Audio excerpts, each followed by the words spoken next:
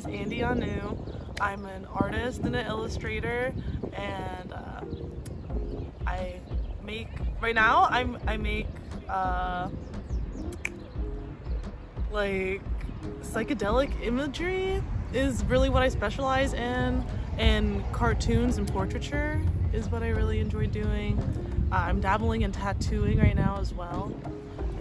I run a small business on Etsy where I sell prints of my artwork, and I do paintings for people and send them out. I was raised by both my parents. I was born in Hatboro, PA, but we moved to Willow Grove, PA when I was like really little. So most of my life I was in Willow Grove, PA. I went to the Upper Moreland High School. I always wanted to be an artist, like ever since I was little. Except for this one time when I was like in 3rd grade or something, we were doing career day, and I was embarrassed that I wanted to be an artist, even though I always wanted to be. So I told them I wanted to be a doctor. But after that, I never lied about it again, and I always just wanted to be an artist. I went to college at the University of the Arts in Philadelphia. I got my bachelor's degree in fine arts, and I majored in illustration.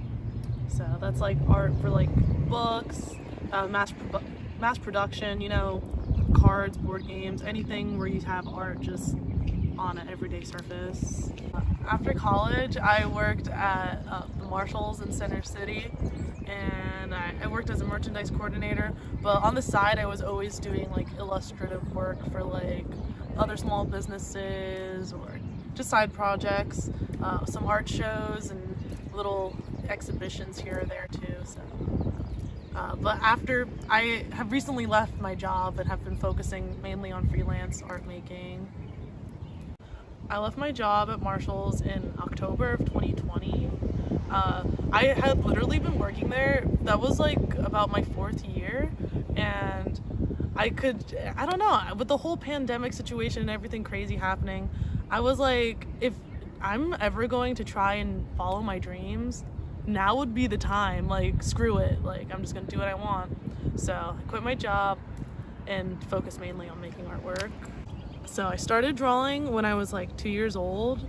I created my first recognizable image at that age. My parents said it was a dinosaur, and ever since then I just have always drawn, so I don't even remember what it was like discovering it because it was just always there. But I started like seriously painting in high school, since I had like more materials accessible to me, and I had a pretty good art teacher at the time.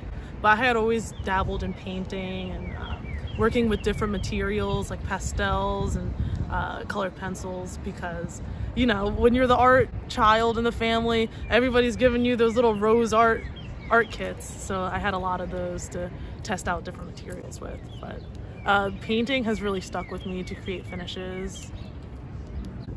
So I'm like really influenced by psychedelic media, like, and psychedelic experiences. I think they can be really healing and are really like telling of the like external and internal medicine that we need as like a society. So I kind of base all my artwork around those kind of like imageries, like spirals and images within images, and trying to create like have a portal within a portal. Like I see art as being like portals, so I like to try and push dimensions while trying to keep it all on the same plane. So really I just make trippy looking art is the best way I can say it. I like to use a lot of different colors and a lot of different just wavy vibrating lines. They take a lot of inspiration from like nature, and also a lot of inspiration from artists like John Turok. I take a lot of inspiration from like 60s psychedelic artwork, like by Stanley Mouse and stuff like that. I really love that like the way that the 60s like rock posters had the moving lettering. I incorporate that a lot in my artwork. But I also have a lot of really classical inspirations, like Caravaggio. I've always been enamored with his work. I just love any artist who knows how to fill an entire space and make every moment of the page feel alive and activated. I really love art like that. That's what I really appreciated about his things. I'm not a minimalist at all when it comes to my artwork. Like, I like to have every inch of the page have something happening in it. I grew up loving Norman Rockwell. Rockwell has been one of my biggest inspirations because he also really knows how to like flatten a space, but at the same time create different dimensions that feel trippy yet are super like realistic and full. Like other artists, I love Kehinde Wiley. His art is freaking amazing. I like how I really like artists who can push two different genres in the same painting, like have like a more cartoony background or a more rococo background with a super like realistic figure, or a really cartoony figure but everything's realistic in the background. And there's this one artist I love, his name is Justin Levine. He makes the coolest like repetitive like imagery drawings I've ever seen, and that's something I also love to incorporate in my art, is having repetitive symbols and images just like used to push the space but also flatten it at the same time. A piece of work I'm the most proud of right now is this painting of Rock Lee from the anime Naruto that I made like over quarantine, like the first quarantine, and it really is not too much of a difference from the original like manga shot, other than the fact that I changed the style and kind of put him in the sky and stuff, and changed the colors a lot.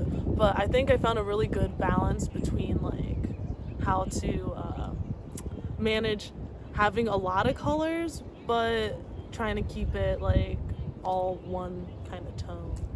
So I really think that was like a milestone piece for me. When I'm working with a client, I will usually come up with a series of different sketches, like ranging between either 3 to like 8 sketches, all of like the same idea but in different arrangements. Then I send in the sketches to the client to see what they like, what they don't like, see if they want to combine any ideas to create one final. And then from there, I just go straight to the finish. They usually let me take care of the color aspects, but I do ask them what colors they prefer.